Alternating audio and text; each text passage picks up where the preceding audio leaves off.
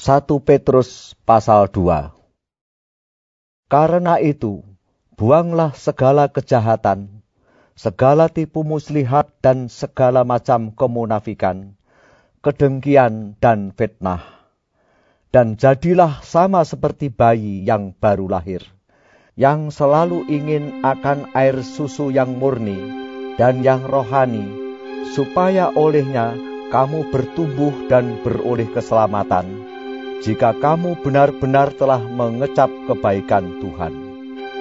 Dan datanglah kepadanya batu yang hidup itu, yang memang dibuang oleh manusia, tetapi yang dipilih dan dihormat di hadirat Allah. Dan biarlah kamu juga dipergunakan sebagai batu hidup untuk pembangunan suatu rumah rohani, bagi suatu imamat kudus, untuk mempersembahkan persembahan rohani yang karena Yesus Kristus berkenan kepada Allah. Sebab ada tertulis dalam kitab suci, "Sesungguhnya aku meletakkan di Sion sebuah batu yang terpilih, sebuah batu penjuru yang mahal, dan siapa yang percaya kepadanya tidak akan dipermalukan." Karena itu bagi kamu yang percaya, ia mahal. Tetapi bagi mereka yang tidak percaya, batu yang telah dibuang oleh tukang-tukang bangunan telah menjadi batu penjuru, juga telah menjadi batu sentuhan dan suatu batu sandungan. Mereka tersandung padanya karena mereka tidak taat kepada firman Allah. Dan untuk itu mereka juga telah disediakan. Tetapi kamulah bangsa yang terpilih, imamat yang rajani, bangsa yang kudus, umat kepunyaan Allah sendiri, supaya kamu memberitakan perbuatan-perbuatan yang besar dari Dia, yang telah memanggil kamu keluar dari kegelapan kepada terangnya yang ajaib. Kamu yang dahulu bukan umat Allah, tetapi yang sekarang telah menjadi umat-Nya, yang dahulu tidak dikasihani, tetapi yang sekarang telah beroleh belas kasihan. Saudara-saudaraku yang kekasih, aku menasihati kamu, supaya sebagai pendatang dan perantau, kamu menjauhkan diri dari keinginan-keinginan daging yang berjuang melawan jiwa.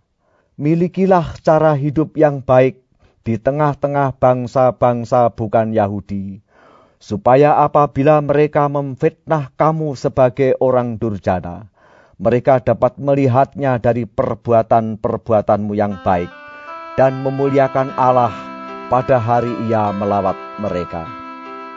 Tunduklah karena Allah kepada semua lembaga manusia, baik kepada raja sebagai pemegang kekuasaan yang tertinggi, maupun kepada wali-wali yang diutusnya untuk menghukum orang-orang yang berbuat jahat dan menghormati orang-orang yang berbuat baik.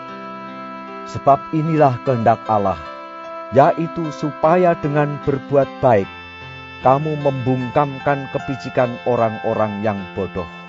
Hiduplah sebagai orang merdeka, dan bukan seperti mereka yang menyalahgunakan kemerdekaan itu untuk menyelubungi kejahatan-kejahatan mereka, tetapi hiduplah sebagai hamba Allah. Hormatilah semua orang, kasihilah saudara-saudaramu, takutlah akan Allah, hormatilah raja. Hai kamu hamba-hamba, tunduklah dengan penuh ketakutan kepada Tuanmu, bukan saja kepada yang baik dan peramah, tetapi juga kepada yang bengis. Sebab adalah kasih karunia jika seorang karena sadar akan kehendak Allah menanggung penderitaan yang tidak harus ia tanggung. Sebab dapatkah disebut pujian jika kamu menderita pukulan karena kamu berbuat dosa? Tetapi jika kamu berbuat baik, dan karena itu kamu harus menderita, maka itu adalah kasih karunia pada Allah. Sebab untuk itulah kamu dipanggil, Karena Kristus pun telah menderita untuk kamu dan telah meninggalkan teladan bagimu, supaya kamu mengikuti jejaknya. Ia tidak berbuat dosa, dan tipu tidak ada dalam mulutnya.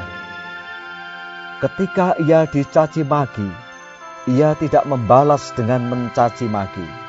Ketika ia menderita, ia tidak mengancam, tetapi ia menyerahkannya kepada Dia yang menghakimi dengan adil. Ia sendiri telah memikul dosa kita di dalam tubuhnya di kayu salib, supaya kita yang telah mati terhadap dosa hidup untuk kebenaran. Oleh bilur-bilurnya kamu telah sembuh. Sebab dahulu kamu sesat seperti domba, tetapi sekarang kamu telah kembali kepada Gembala dan pemelihara jiwamu.